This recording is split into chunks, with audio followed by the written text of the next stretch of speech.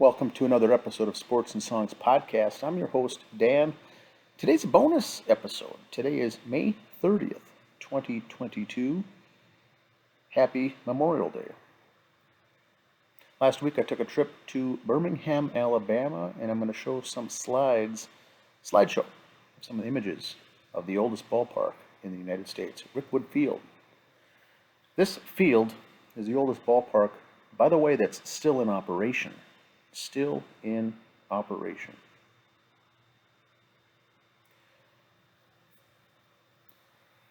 Built in 1910. It's 2 years older than Fenway Park. This is Rickwood Field in Birmingham, Alabama. Still in use for youth, amateur, college.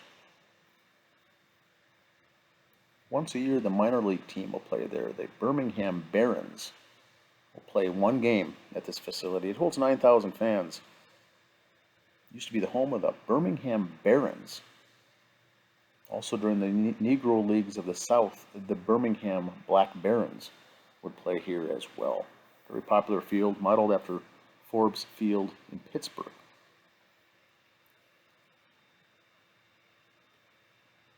That's the exterior here I'm showing here. Very, very popular field. Many attendance records back in the day. There's the old parking sign.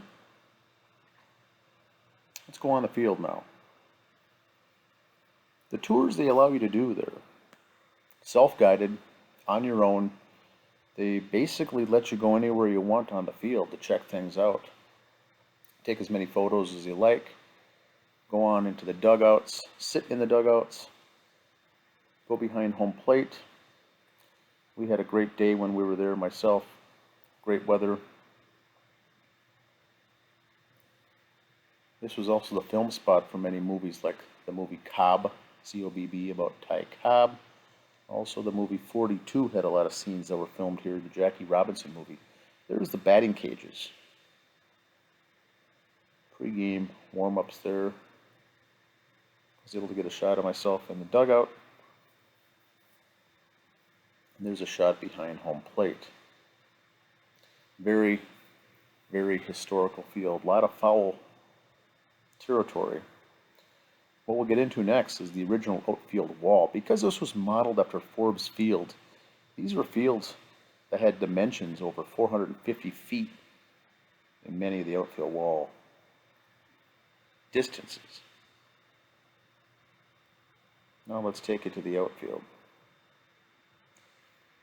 Because they built the outfield wall a little closer in to be more popular with the dimensions at the time, here's the actual outfield. It's grass back there. There's weeds and bushes and hedges and things all growing up. They never decided to take down the original outfield wall. It's there for historical purposes, showing how deep the wall was. There's a 467-foot, not a home run, but the X marks the spot of where that ball hit, 467 feet away, hit on the X in a game in 1948, I believe. And that stayed in the park. 1948, yes. So you can see the markers are 478, 450, 480 feet.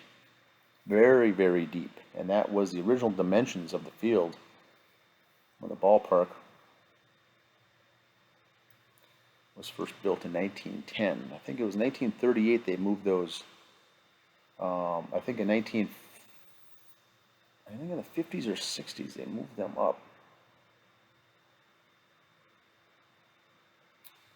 Now here's the concourse. If you get a tour, a self-guided tour like I mentioned, you can go through the concourse inside the stadium underneath the stands and check out the various photos, memorabilia.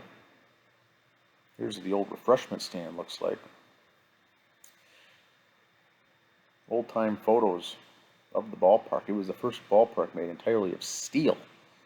Most of the other ones back at the time were made of wood and subsequently, due to fire, eventually burned down or collapsed.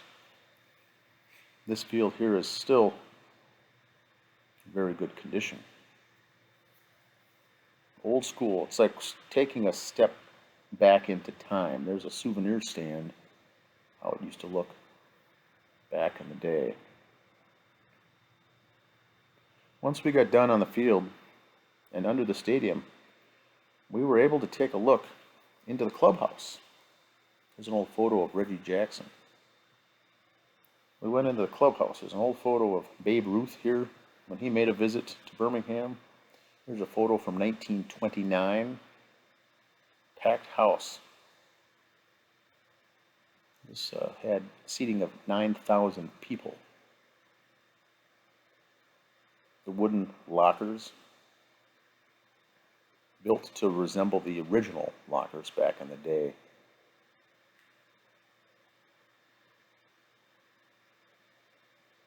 The old scoreboard. A lot of this was upgraded too. Also when they did the movie 1942, the movie about Jackie Robinson. Hollywood came in and got the field all prepped for the movie scenes and put a lot of money into it to make it look and make it resemble what it actually would have looked like in the 1940s. And a lot of that is still there to this day. Next place here is the press box. Rickwood Field press box. There's the view from the press box. Also a lot of memorabilia hanging on the walls within this press box area. There's where the announcers would sit, the microphones. Last of all, we were given a tour of the roof of the behind the grandstand. On the very top with great views of the city also. We were assisted up to the very top of the roof to get a great view up above. There's a little gazebo up there for announcing a public address announcing on the very, very top with a little shelter over the head. In the distance there you can see the city of Birmingham. This is just right outside the outskirts of the city of Birmingham. There's an on-site museum. They have also various things, old bleacher seats there that were used of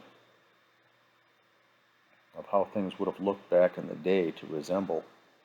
There's that Reggie Jackson photo. If you can see, if you look closely there, you can see it signed and autographed. He was there once for something else, and they were able to get him to sign that. There's some information from the 42 movie about Jackie Robinson. Here's some old Birmingham Black Barons and Birmingham Barons. Minor league team, many, many years. Minor league team for the White Sox. Used to be a minor league team for the Red Sox. And a minor league team for the A's. There's a photo of Bo Jackson when he was there once. Bill Spaceman Lee made an appearance and signed a bat. That's what the manager's office would have looked like in the year 1948. There's that signed autograph. Reggie Jackson. Very, very rare photo of Reggie Jackson in the minors. Also hats and bats and things, various things on display. That's our episode today, Sports and Songs Podcast. Dan's tour of the oldest ballpark in the U.S., Rickwood Field, Birmingham, Alabama.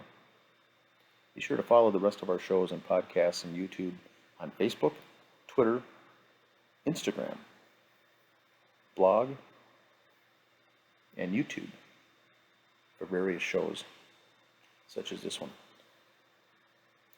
Please leave comments below. Feel free to share this episode. Once again, my name is Dan. Thanks for listening.